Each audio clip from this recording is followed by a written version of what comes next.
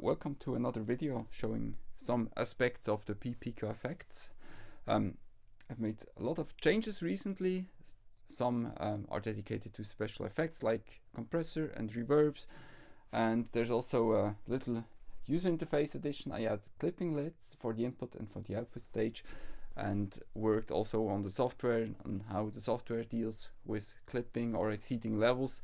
Let's start with the first effect I worked on quite a bit. This is the compressor, and yeah, just regarding the musical setup, I changed a little bit the PiPico effect. I've designed it as a guitar effects unit, but I think compression and reverbs, they really show off nicely with electronic sounds, although I'm not a big fan of electronic music myself. But I have a long history in building modular synths. I try to change the camera, so I've actually built a Eurorack modular synth system some 10 plus years ago. So regarding the compressor, I just changed the way actually the average of the volume is perceived within the device. It always added a little bit of distortion, no matter how short or long I set the attack and release times, and I changed this type on how it's averaged, and now it sounds really like a compressor.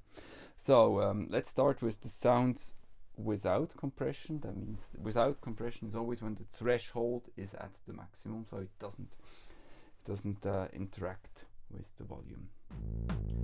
This is the little patch I created. I just told you before it's not too creative, but anyways, so this is without compression. I already maybe just go through the parameters. I just the first one is the threshold. Now it's almost at 0 minus, and the compression ratio, maybe just turn this down to 1 to 4. And the third parameter is one I added, is makeup gain, because compression is always a reduction in volume, so you just can bring it back up again. And also the output clipping LED helps quite a bit in just dialing in the makeup gain. And then there's attack and release time, and now I set it for a rather short attack time and long release time. And now what I want to do is just to increase the threshold.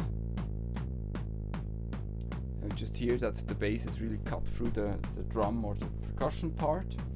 Then just bring the volume back up again until it slightly clips. When we add the compressions, even maybe bring it a bit more. And now when we change the attack time, longer attack times, it clips faster, so I have to bring the makeup gain back. Now it's almost a second, so it's almost non-audible if I go all the way. Now it really hits. If I also take a fast release time, then obviously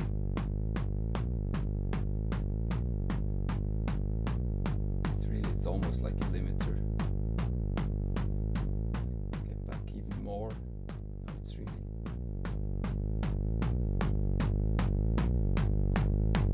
heavily limiting, as opposed to without compression.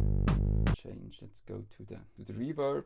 I added a few parameter sets which just show off different timbres of reverb. I just have to go back with the input level because it seems to be clipping quite a bit. Let's just see, maybe the reverb time is too long. Okay, first just a little disclaimer. Changing these parameter sets still generates a quite weird sound. I have to work on this to be able to change the parameter set without having electronic noise or whatsoever. So, turn the synth back up. Let's bring in. This first reverb is quite coloring in terms of frequency, but now it also works quite well with longer delay times. Now when I change the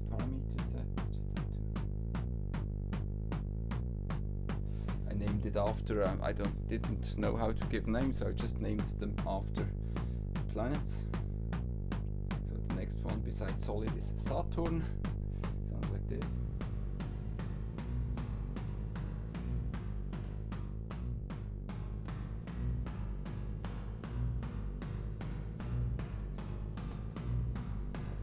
Maybe lock the display.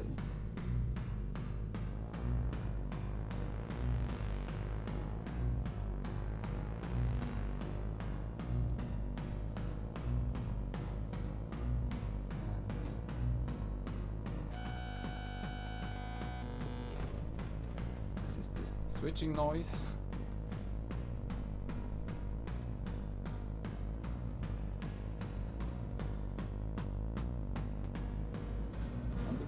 Reverb.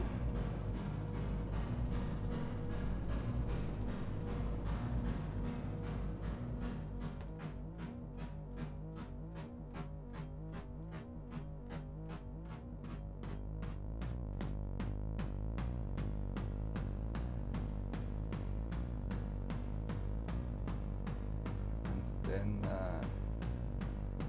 another one.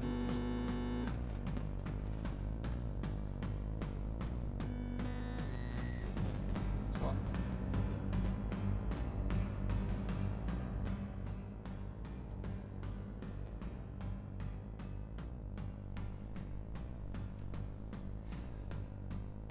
It's more echo-like a little bit.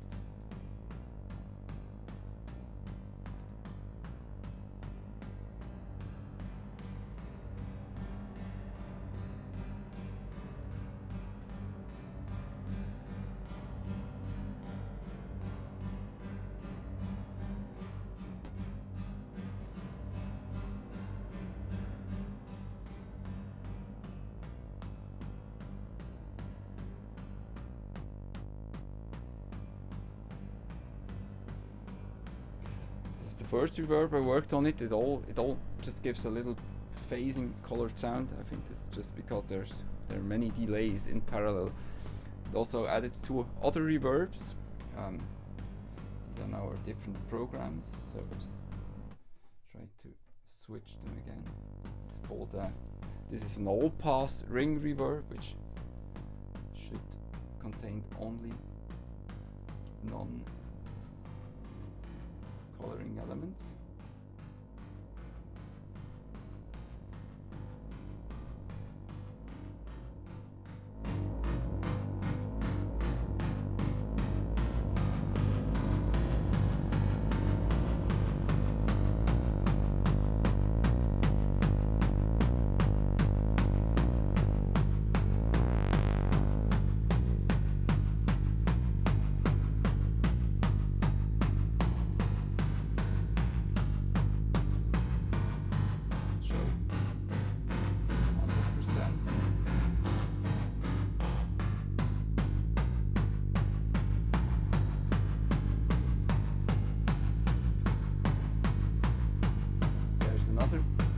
I added a third reverb which uses some kind of intermodulation or whatever, shuffling matrices called Hadamard matrices.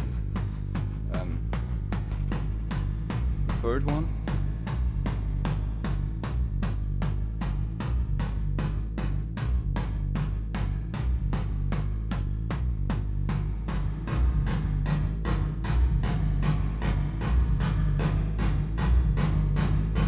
It only uses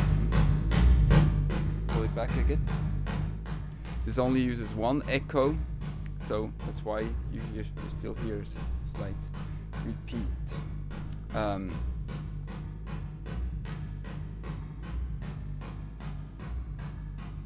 course, you could work on tweak this endlessly, and I think some of the reverb setting can sound really interesting, but of course it's not a really high quality studio reverb unit. To wrap things up, so maybe just lose a few words on how what I plan in the future with this device.